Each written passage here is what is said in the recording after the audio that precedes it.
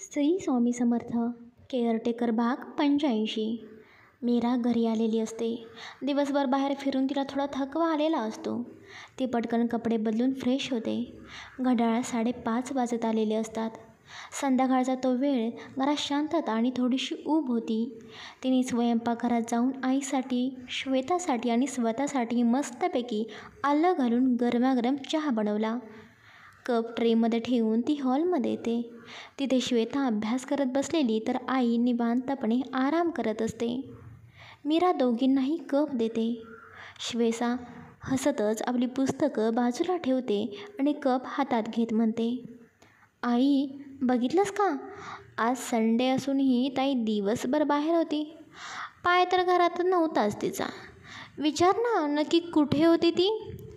श्वेताचं बोलणं ऐकून आई थोडं स्मित करत म्हणते, अगं श्वेता, तुला माहितीच आहे ना ती कुठे गेली होती, मग कशाला उगाच तिला चिडवतेस. आईचे बोलणे ऐकून श्वेता हसतच उत्तर देते, म्हणजे काय गं ताई, एक दिवससुद्धा तुला तुझ्या होणाऱ्या नवऱ्यापासून शांत बसवत नाही का गं. श्वेताचं बोलणं ऐकून मीरा लाजून गालातल्या गालात हसते. कप उचलतच हळूच म्हणते, श्वेता काहीतरीच काय बोलतेस गं तू. श्वेताने तोंडावर खोडकर हसू आणत मीराकडे पाहिलं आणि म्हणाली, अगं ताई, तुझ्या सासरकडून तुझ्या सासूबाईंचा फोन आलेला होता बरं का. त्यांच्या तोंडूनच आम्हाला समजलं तू तिथे गेलेली होतीस. म्हणे सगळ्यांनी मिळून लग्नाचा मुहूर्त ठरवला आहे आता. हे ऐकून मीरा थोडीशी लाजली आणि कपातील चहा हलवत म्हणाली, हो गं, आई बोलत होत्या ना गुरुजींना पण बोलवलेलं होतं, मग त्यांना वाटलं की मी सुद्धा तिथे हजर असावं म्हणून आरव मला तिथे घेऊन गेले होते. तेवढं श्वेता पटकन आईकडे पाहून खोडकरपणे म्हणाली, आई बघ बघ बघ, आता आपल्या ताईची दुसरी एक आई झालेली आहे, आशा आई म्हणे. श्वेताचे बोलणे ऐकून आई खळखळून हसली. तिच्या डोळ्यात नकळत थोडं समाधान होतं. मीराकडे ममतेने पाहत ती म्हणाली, असू दे गं, आपली मीरा कोणाच्या घरी गेली तरी तिला गोड माणसे मिळावी हीच तर आपली इच्छा होती. आणि तिला अशीच एक सुरेख सासर मिळालं आहे. गोड सासूबाई, समजूतदार नवरा, प्रेमळ सासर. काय हवं आहे मग अजून. आईचा चेहरा काळजीने भरलेला होता. तिच्या मनात आनंद होता. आपली लेक मीराचं लग्न ठरत होतं, पण तो आनंद काळजीने झाकलेला वाटत होता. पण मीरा बाळा, आई थोड्या हळव्या सुरात म्हणाली, अगं तुझ्या सासूंचा फोन आलेला होता. म्हणत होते त्यांनी लग्नाचा मुहूर्त काढला आहे आणि तोही 10 ऑगस्ट. एवढ्या लवकर तारीख, खूप टेन्शन आलं आहे गं. एवढ्या कमी वेळात सगळी तयारी कशी करणार आहोत आपण, आणि आपणाकडे तसे पैसेसुद्धा हवेत ना. आईचं बोलणं ऐकून श्वेता थोडीशी नाराज होत म्हणाली, हो ना ताई, जरी सासरकडची मंडळी म्हणाली असली की आम्ही सगळं बघतो तरी आपली बाजू असतेच ना.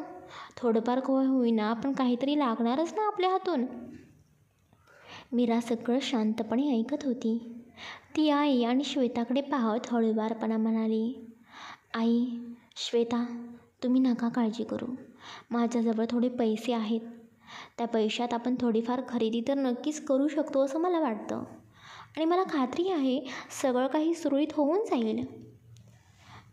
आईला मीराचं समजूतदारपण पाहून भरून आलेलं होतं, पण तिच्या मनात एक वेगळीच भावना होती. मीरा बाळा, मी एक विचार करत आहे गं. अगं तुझ्याजवळ जे पैसे आहेत ना, त्या पैशाने आपण जावई बापूंना एक छोटा का होईना दागिना घेऊया का. अगदी साधा, पण आपल्या घराकडून. मान्य आहे सगळी शॉपिंग खर्च ते करणार आहेत, पण आपल्या बाजूने एखादी गोडशी ओळख द्यावीशी वाटते गं. माझ्याकडे सुद्धा आता माझे काही दागिने राहिले नाहीत गं.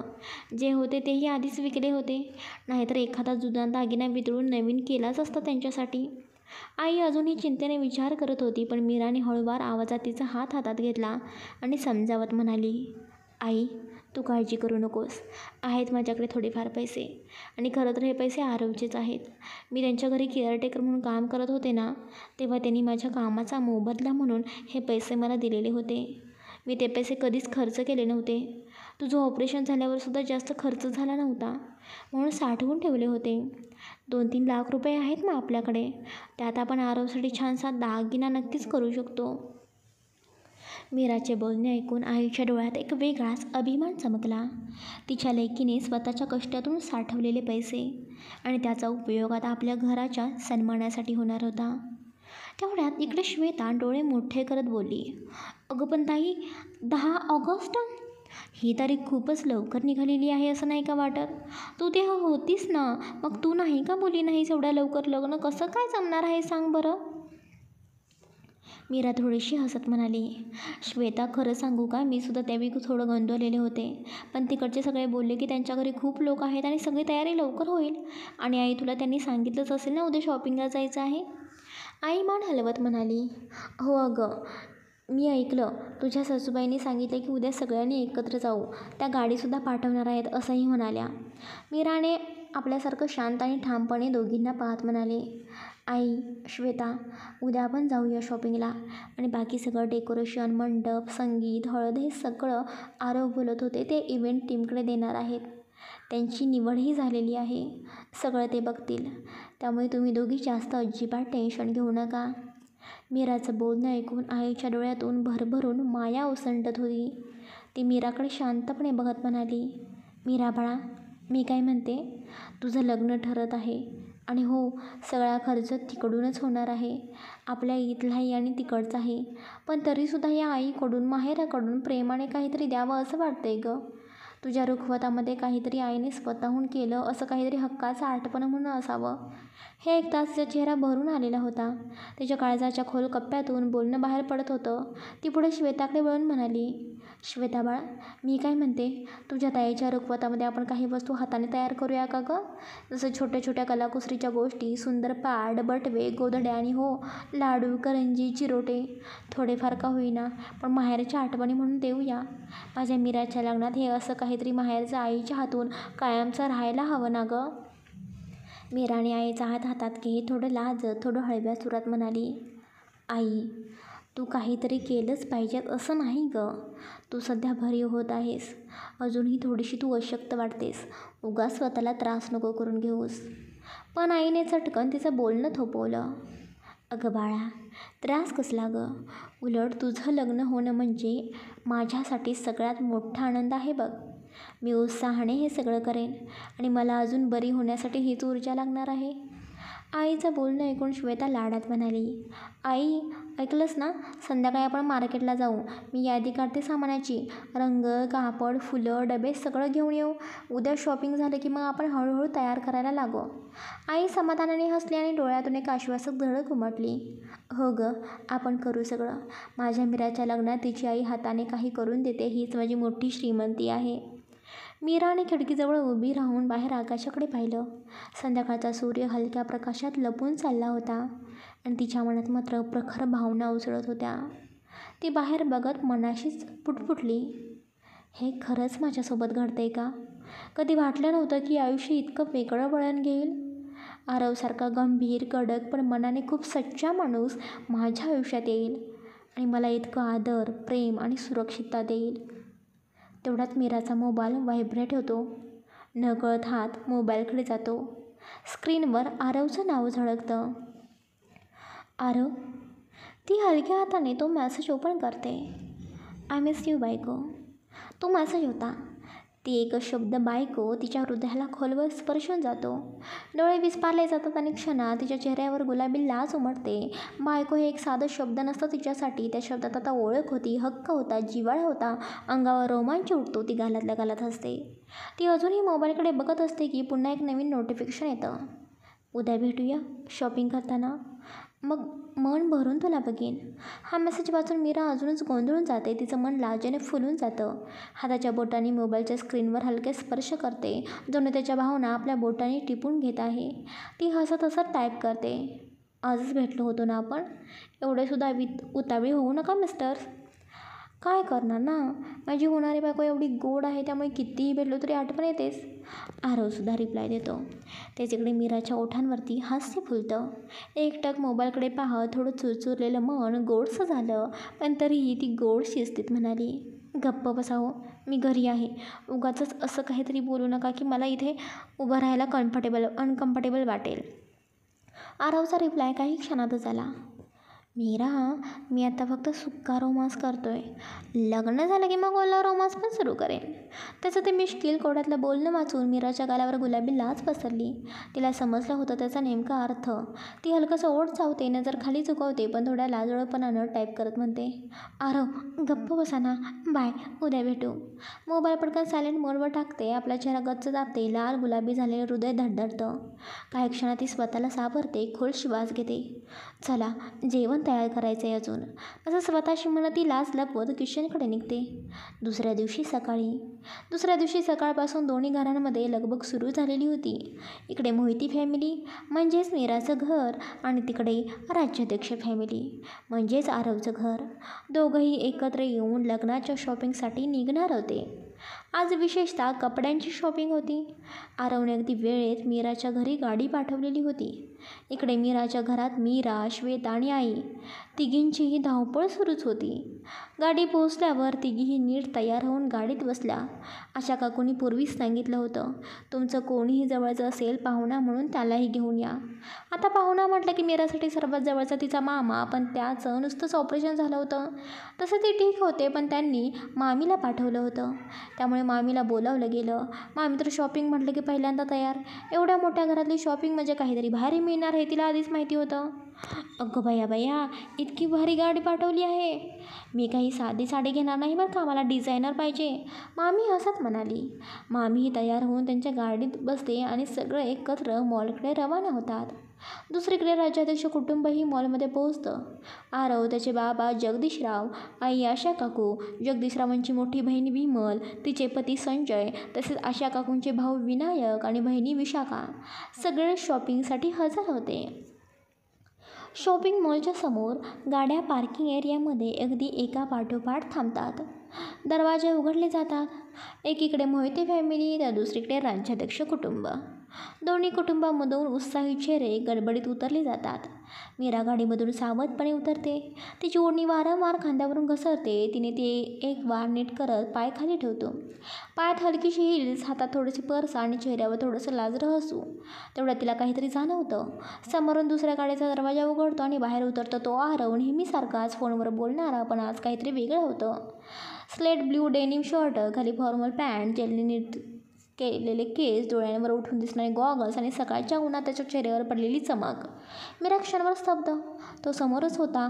आरवचा कॉल सुरू असतो, पण त्याची नजर आता तिच्यावर. फोन कानाला असतो, पण डोळे मीरावर स्थिर.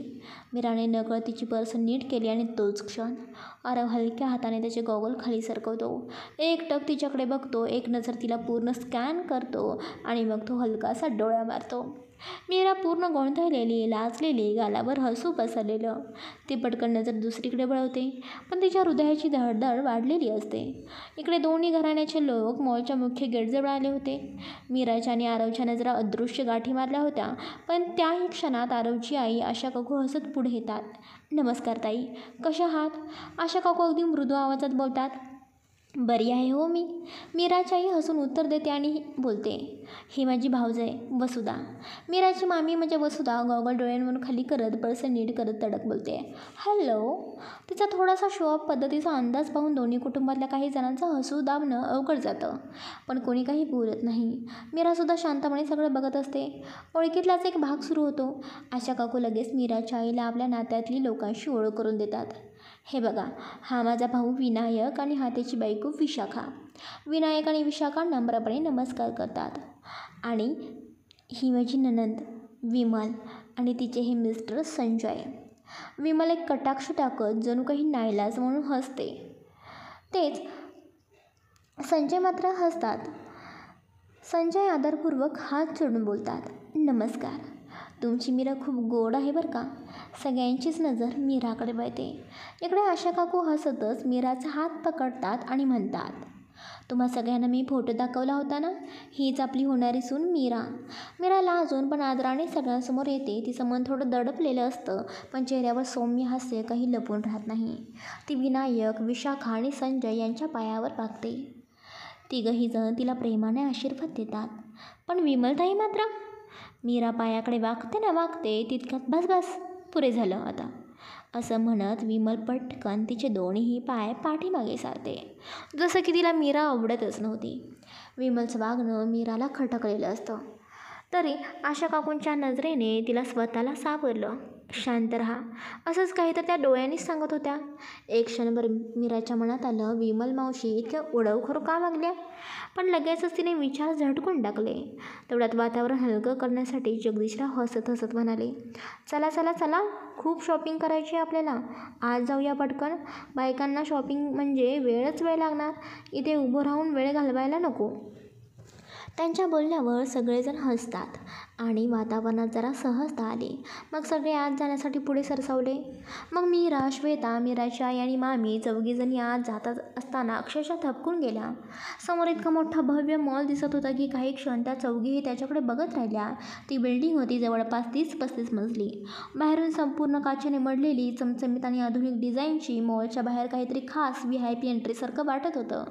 बाहेर उभे असलेले सिक्युरिटी गार्ड्स, लक्झरी गाड्या आणि इतर श्रीमंत लोक पाहून त्यांचं तोंड उघडच राहिलेलं होतं.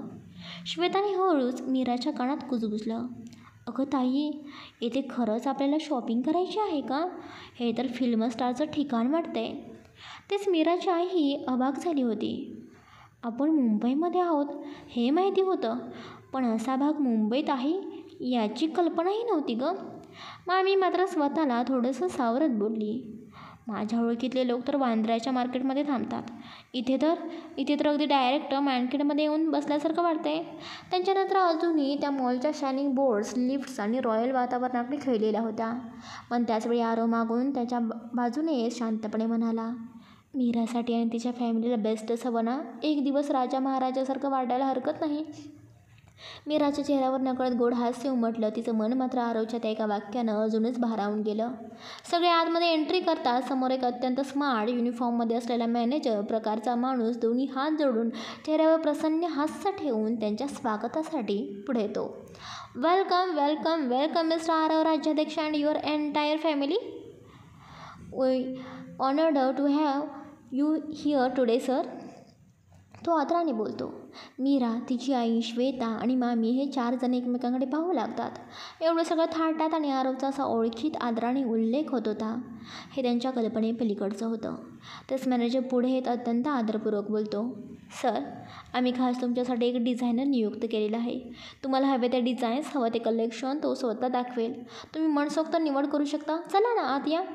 सगळे वरच्या फ्लोअरला जाऊया. सगळ्यांना घेऊन तो मॅनेजर एका अत्यंत भव्य अशा लिफ्टकडे घेऊन जातो. लिफ्ट 24व्या मजल्यावर थांबते. बाहेर पडल्यावर समोरचे दृश्य पाहून सगळ्यांचे डोळे थक्क होतात. इथे फक्त खरेदी नाही, अनुभव होता. संपूर्ण मजला एक भव्य लक्झुरियस स्टुडिओसारखा सजवलेला होता. ठिकठिकाणी अत्याधुनिक लायटिंग्स लावलेले, काही सौम्य, काही स्पॉटलाईट्स, जे प्रत्येक ड्रेसच्या आकर्षणेतला उजाळा देत होते. भव्य आरसे वेगवेगळ्या कोनातून लावलेले होते, जेणेकरून ग्राहक स्वतःला सर्व बाजूंनी पाहू शकतील. आरामदायक सोफे, टेबल्स आणि वेटिंग एरियामध्ये फ्रेश फुलांची सजावट. इतकंच नाही तर प्रत्येक विभागात स्वतंत्र ट्रायल रूम्स मोठ्या हॉटेलसारख्या स्वच्छ आणि प्रायव्हसीसह सजलेल्या होत्या.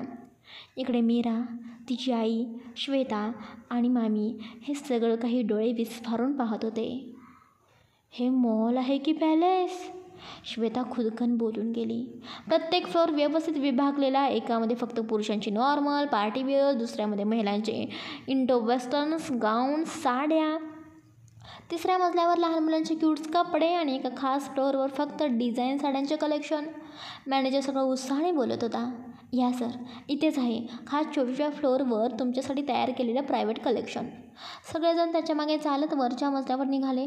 शॉपिंगचा आनंद, आजूबाजूचे प्रकाशमान डेकोर आणि सगळीकडे असलेला लक्झरी फील वातावरणात एक खास आकर्षण होतं. मात्र या गडबडीत आरव हळूच मागे सरकला. कोणाही न कळता तो मीराच्या अगदी जवळ आला. अचानक न कळतपणे त्यानं मीराचा हात हलकेच पकडला. मीरा एकदम दचकली. एवढ्या गर्दीत अशा ठिकाणी कोणीतरी हात पकडल्याने ती पटकन बाजूला वळली आणि तिच्या नजरेला आरवचा चेहरा दिसला. इकडे मात्र आरव शांत होता. चेहऱ्यावर कुठलाही भाव नाही. नजर पुढे रोखलेली, पण गालातल्या गालात एक हलकंसं हसू लपलेलं होतं. सगळे लोक पुढे थोडं निघून गेले होते आणि आरव आणि मीरा थोडं मागे पडले होते. मीरा डोळे मोठे करत दबक्या आवाजात म्हणाली, हे काय करताय तुम्ही? कोणी बघितलं तर? आपण मॉलमध्ये आहोत, सोडा ना हात. ती तिचा हात हलके सोडवण्याचा प्रयत्न करत होती, पण आरव त्याचं लक्ष अजिबात तिच्याकडे नव्हतं. तो अजूनही समोर बघत होता, अगदी शांत चेहरा, पण पावलात एक हलकीशी खेळकर झलक. आरव तसाच पुढे चालत होता, मीराचा हात हातात धरून. मीरा थोडीशी गोंधळलेली, थोडीशी लाजलेली आणि मनातून गुपचूप आनंदलेली होती, पण तोंडावर मात्र ती अजूनही रागीटपणे बडबड करत होती. सगळे एक ठराविक पॉईंटवर थांबले. डिझायनर, मॅनेजर आणि इतर सगळे त्या भव्य कलेक्शनसाठी तयार होते. तेवढं तो मॅनेजर पुन्हा पुढे येतो आणि अगदी प्रोफेशनल पद्धतीने बोलतो, आरव सर. आरव पटकन मीराचा हात सोडतो आणि थोडंसं पुढे जातो. मॅनेजर थोडं गांभीर्य ठेवत पुन्हा बोलतो, sir, these are our specially selected designers for you. Manager दोघांकडे हात दाखवत म्हणतो, meet Mrs Meenakshi Joshi and Mr Swapnil Patil. They are our senior bridal and family wear stylist. They will help you select the perfect outfit for the bride, the groom and even the entire family group. Meenakshi madam आणि स्वप्नील स्मित हास्य देत नम्रपणे नमस्कार करतात. Feel free to ask for anything, any customisation, trial और even last minute additions, we are here for you. Aarav हलकं हसतो आणि मान डोलावतो. मॅनेजर पुन्हा पुढे येतो आणि सौम्यपणे म्हणतो, ओके सर, काही प्रॉब्लेम्स असेल तर मला नक्की सांगा, मी बाहेरच आहे. हवं असेल तर मला एका कॉलवर हजर होईन. तो अदबीने वळतो आणि दरवाजाबाहेर निघून जातो. मॅनेजर नम्रपणे परत एकदा वाकून बाहेर जातो. आता हॉलमध्ये फक्त फॅमिली, आरव, मीरा आणि समोर उभे असलेले दोन स्मार्ट, एलिगंट दिसणारे डिझायनर्स, मीनाक्षी जोशी आणि स्वप्नील पाटील. मीनाक्षीने एक हलकंसं स्मित करत ती एक पाऊल पुढे टाकते. हॅलो, ती उत्साही आवाजात म्हणाली. आम्ही तुमचे डिझायनर्स आहोत. सगळ्यात आधी एकच प्रश्न मला तुम्हाला विचारायचा आहे, तुम्ही तुमच्या लग्नासाठी कोणता लूक ठरवलेला आहे का? मीनाक्षीचे बोलणे ऐकून स्वप्नील पुढे येतो आणि तो बोलतो, म्हणजे साऊथ इंडियन, महाराष्ट्रीयन, पेशवाई, राजस्थानी किंवा काहीतरी फ्युजन. सध्या खूप ट्रेंडिंग आयडिया आहेत. काहींना साड्यांचा लूक आवडतो, काहींना गाऊन विथ दुपट्टा, काहींना कंटेम्पररी फ्युजन. तर तुम्ही काय विचार केलेला आहे? तेवढ्यात मीनाक्षीने हातातील नोटपॅड ओपन केला आणि टेबलावर एक छोटा कॅटलॉग ठेवत म्हणाली, हे बघा, हे आहेत काही बेसिक लुक्स, डिझाईन आणि थीमनुसार वेगवेगळ्या प्रकारचं कलेक्शन. तुम्ही यातून काही निवडू शकता, किंवा जर तुमच्या मनात आधीच काही इमेज असेल तर ती आम्हाला सांगा. त्यानुसार आम्ही डिझायनर्स म्हणून तुमच्यासाठी कस्टम लूक तयार करू शकतो. आरव शांतपणे मीराकडे बघतो. इकडे मात्र मीरा थोडीशी घाबरलेली पण आतून उत्सुक होती. तिला अचानक खूप साऱ्या ऑप्शन्सनी वेढून टाकलं होतं. मीनाक्षी आणि स्वप्नील कॅटलॉग दाखवत असतानाच मीरा हळूच आरवकडे बघते. तिच्या डोळ्यात विचारमग्न शांतता असते. ती सौम्य स्वरात म्हणते, आपण एकदा घरातल्या सगळ्यांनाच विचारूया का? म्हणजे त्यांना सगळ्यांना आपल्या लग्नात कोणता लूक आवडेल ते. मीराचे बोलणे ऐकून आरव एक क्षण मीराकडे बघतो, हलकासा हसतो आणि बोलतो, ओके, नो प्रॉब्लेम, विचारूया.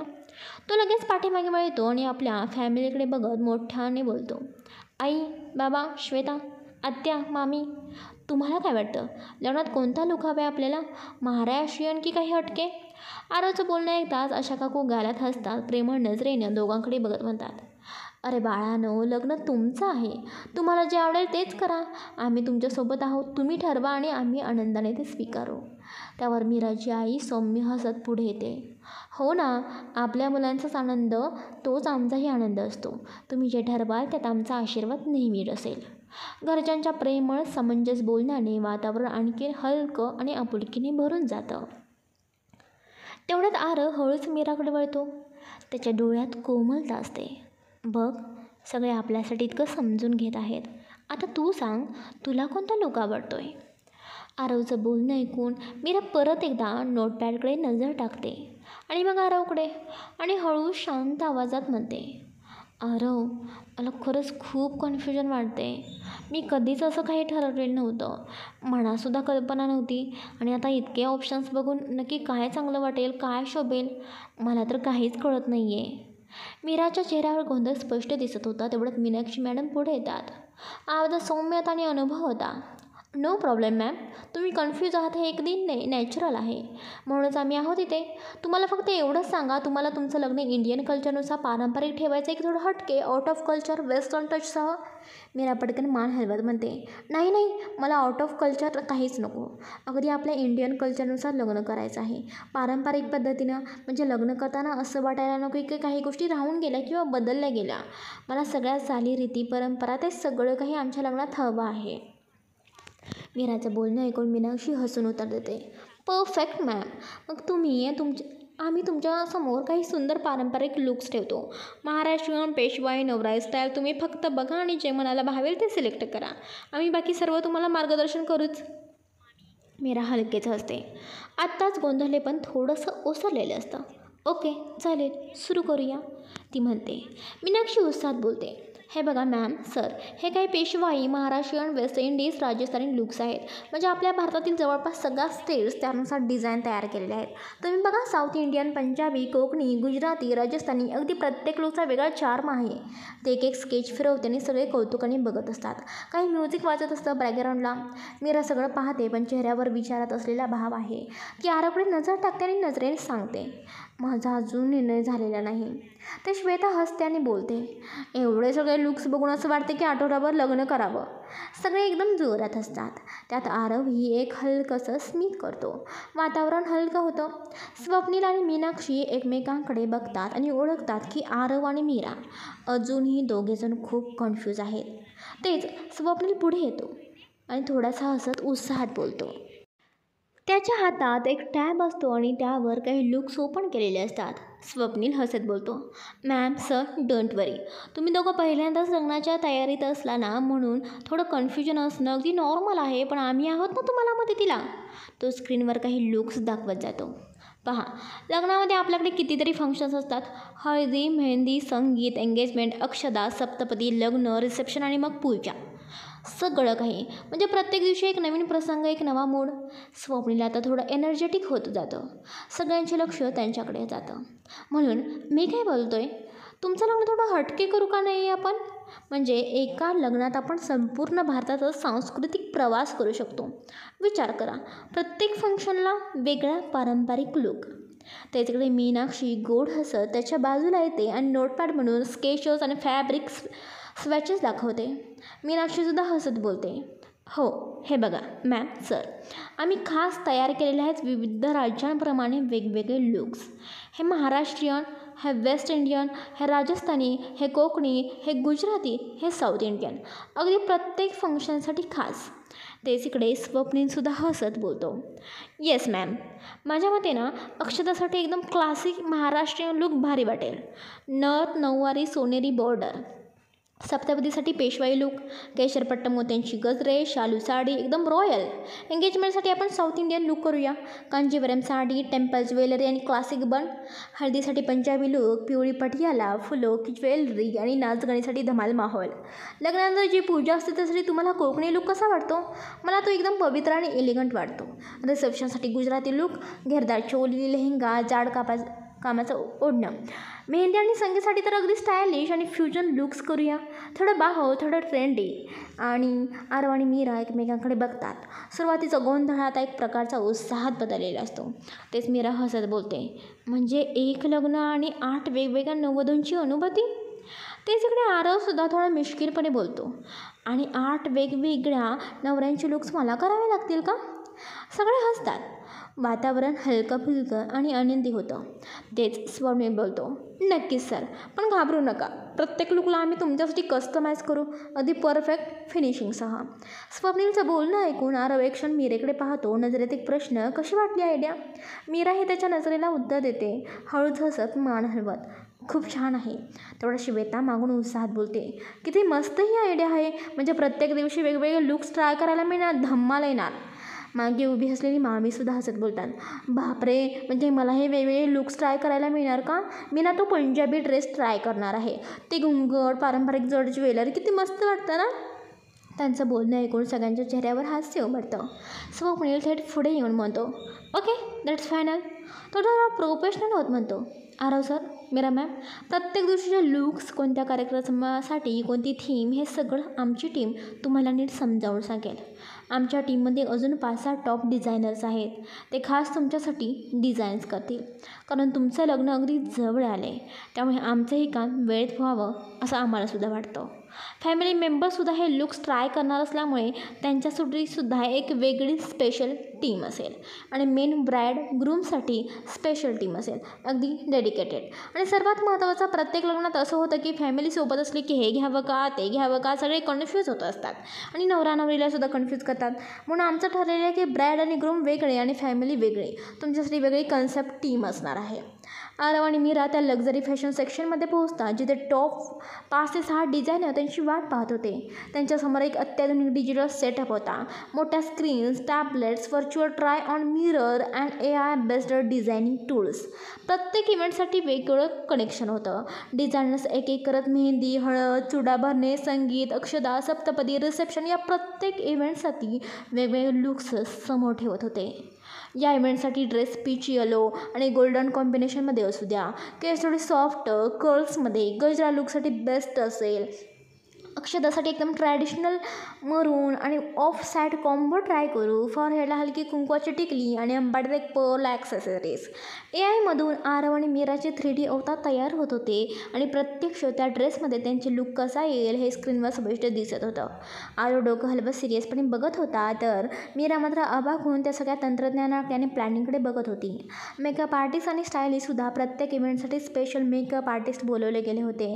त्यांना आधीच मीराचे skin tone, head shape, hair texture यावरून लुक डिझाईन करण्यासाठी गाईड दिला होता. हळदीसाठी एकदम नो मेकअप लुक पण ग्लो देणारा बेस हवे, केस थोडे सॅड ब्रेडमध्ये ठेवू, त्यात फुलं लावू. संगीतसाठी थोडा glam look, shimmer eye shadow आणि डार्क लिपस्टिक. फॅमिली मेंबरसाठी ही सेम ट्रीटमेंट होती.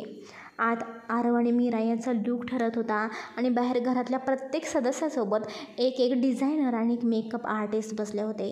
त्यांनासुद्धा प्रत्येक फंक्शनसाठी वेगवेगळ्या theme, dress, colour, style, makeup यांचा तपशीलवार गायडन्स मिळत होता.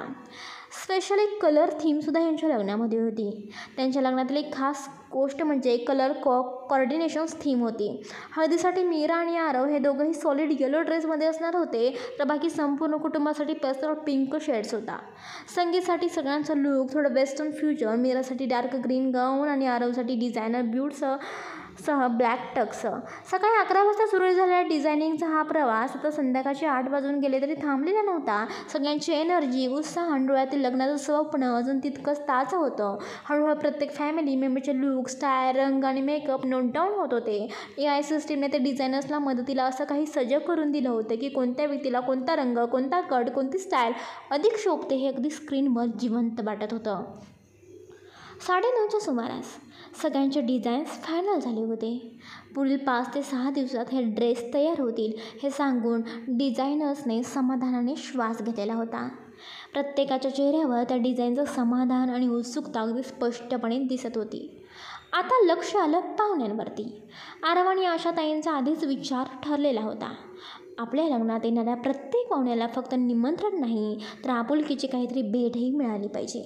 त्यामुळे त्यांनी महिलांसाठी मखमली बॉक्समध्ये जरीच्या पारंपरिक साड्या आणि पुरुषांसाठी टॉवेल, टोपी आणि सतपांढरे कपडे यांचं आकर्षण आहेर किट तयार करायला लावलं. हे केवळ भेटवस्तू नाही, ही आपली संस्कृती आहे, आपला सन्मान आहे असं म्हणत आरव स्वतः प्रत्येक डिझाईनकडे बारकाईने तपासणी करत होता. कारण ऑफिसमधून अनेक मोठ्या क्लायंट्स, इंडस्ट्रीतील प्रतिष्ठित लोक लग्नाला येणार होते. प्रत्येकाला शोभेल आणि आपल्या घरांच्या प्रतिष्ठेला साजेसं काहीतरी देणं गरजेचं होतं. मीरासाठी एक खास प्रेम भरलेलं सरप्राईज तयार होत होतं. संपूर्ण दिवसभर मीरा फॅमिलीला, डिझायनर्सला तिच्या स्वतःच्या लुकला घेऊन इतकी व्यग्र होती की तिला लक्षातच आलं नाही की आरव आणि आशाताई गुपचूप तिच्यासाठी रेग्युलर यूजसाठी सुद्धा साड्यांचं आणि ड्रेसेसचं खास कलेक्शन डिझाईन करायला लावत होते. साड्यांमध्ये तिच्या आवडीचे फॅब्रिक, हलके रंग, सौम्य डिझाईन आणि कधीतरी तिच्या बोलण्यातून आरवने टिपलेले नमुने, हे सगळं डिझायनर्सकडून जुळवून घेतलेलं होतं. आशाताईने तर अगदी हौसेने मीरासाठी साडीचं संपूर्ण वॉर्डरोब प्लॅन केलेलं होतं. ह्याच्या वयाला, स्वभावाला आणि रुचीला शोभेल असं काहीतरी हवं असं म्हणत त्यांनी एकेला साडीचं स्केच डिझायनरकडून बनवून घेतलं होतं. आरव मात्र शांतपणे शब्द न उच्चारता फक्त एकट्याने मीराच्या सगळ्या आवडी लक्षात ठेवत, ती फक्त आरवची बायको न वाटता ती स्वतःच्या अस्तित्वाला खुलून यावी यासाठी सगळं करत होता. पण या सगळ्याची कल्पना मीराला अजिबात नव्हती. फायनली संध्याकाळी 10:30 वाजेपर्यंत सगळ्यांचे dress design, colour, coordinations, event theme सगळं काही फायनल झालं होतं. सगळ्यांचे चेहरे थकलेले होते पण समाधानी उत्सुकतेने उजळलेले होते. तिथून बाहेर पडल्यानंतर सगळ्यांना जबरदस्त भूक लागली होती. आरवने पुढे असलेल्या एका भव्य हॉटेलमध्ये सगळ्यांची डिनरची व्यवस्था केली होती. गोलाकार टेबल्सवर सगळे बसले होते, प्रेमाने गप्पा मारत आणि भरभरून जेवत होते. मीराही सगळ्यांमध्ये मिसळून अगदी हसत होती, पण तिचा आरवकडे बघून मधून जाणारा कटाक्ष काही लपून राहत नव्हता. जेवण झाल्यावर मीरा वॉशरूमला म्हणून बाजूला निघाली. हॉटेलचा कॉरिडॉर थोडा शांत होता आणि ती एकटीच वॉशरूमच्या दिशेने जात होती. तेवढ्यात कोणीतरी तिचा हात हळूच पकडतो. ती दचकते. कोण? पलटून बघते तर समोर आरव उभा होता. त्याचा चेहरा मिश्किल, डोळ्यात हलकी सिरियसनेस आणि ओठांवर ओढलेलं हसू होतं. आरव, हे काय पद्धत आहे का भेटायची? मीरा हळूच ओरडते. आरव तिच्या चेहऱ्याकडे बघतो. तिचे उडलेले केस हलकेसे कानामागे साधतो आणि मंद हसत म्हणतो, होणाऱ्या बायकोला अशाच पद्धतीने भेटावं असं वाटते आज. तेच मीरा लाजून वळते. 4 माणसं बघत आहेत आरव, उगीच असं काहीही करू नका. चला, उशीर झाला आहे. आरव तिच्या समोर येतो आणि थोडं गंभीर होत बोलतो, मीरा, फक्त एक गोष्ट सांग. आजचा शॉपिंगचा दिवस, डिझायनिंग आवडलं ना सगळं? काही कमी तर वाटलं नाही ना तुला? मीरा त्याच्याकडे शांत डोळ्यांनी बघते. आरव, मी कधी स्वप्नातही विचार केला नव्हता की माझं लग्न असं होईल. प्रत्येक इव्हेंटला सगळी थीम, वेगळे लुक्स, तुमचं प्लॅनिंग हे सगळं एखाद्या स्वप्नासारखं आहे. आवडलं का नाही हा प्रश्नच चुकीचा आहे. आरव हलका असतो आणि तिला थोडं पुढे ओढतो. बरं, उद्याची ज्वेलरीची शॉपिंग आहे, पण एक गोष्ट लक्षात ठेव, हे नको ते नको असं काही नाही म्हणायचं. कारण मी जे काही करते ते फक्त तुझ्यासाठी. मला माझ्या होणाऱ्या बायकोला कशातही कमी पडू द्यायचं नाही. मीरा थोडी शांत होते. आणि हो, आरव तिच्या डोळ्यात बघून म्हणतो, प्लीज मनात असं विचार करू नको सांगू की किती खर्च होतोय. कारण माझ्या दृष्टीने माझी खरी संपत्ती तू आहेस मीरा. त्या शब्दाने मीराचं काळीच थरारून जातं. ती क्षणभर काहीच बोलू शकत नाही. डोळ्यात थोडंसं पाणी तरळतं पण लगेचच ती सावरते. बरं, ठीक आहे, एवढंच म्हणते पण त्याचा चेहरा सगळं बोलून जातो. तेवढ्यात आरवच्या फोनवर कॉल येतो. कुठे आहेस रे? उशीर झाला आहे. त्याच्याकडे आरव पटकन मीराचा हात धरून दोघंही कॉरिडॉरमधून बाहेर पडतात. सगळे पुन्हा गाड्यामध्ये बसतात. एकमेकांना हसून, थोडंसं थकल्यासारखं पण मनात एक वेगळा आनंद घेऊन एकमेकांचा निरोप घेतात. चला तर मग, निघालाय ना लग्नाचा बस्ता? आपल्या भाषेत आपण असंच म्हणतो ना, लग्नाचा बस्ता निघालाय. अगदी तसंच, पण या बस्त्याचं शॉपिंग वेगळीच बात होती. शेवटी आरव राज्याध्यक्षाचं लग्न आहे, मग त्या स्टाईल, प्रीमियम डिझायनिंग आणि टॉप लेवलची तयारी असणारच ना.